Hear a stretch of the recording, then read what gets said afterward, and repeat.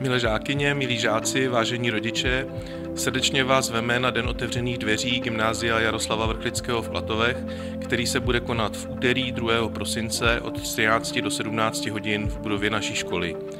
V příštím školním roce plánujeme otevřít 2 třídy 4letého studia pro žáky 9. tříd, 1 třídu 6letého studia pro žáky 7. tříd a 1 třídu 8letého studia pro žáky 5. tříd.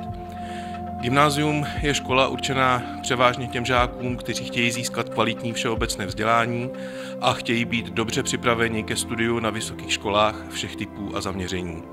Během Dne otevřených dveří budete mít možnost setkat se s vedením školy i s vyučujícími jednotlivých předmětů, seznámíte se s širokou nabídkou volitelných předmětů a cizích jazyků a budete si moci prohlédnout odborné učebny, laboratoře, počítačové učebny i sportoviště.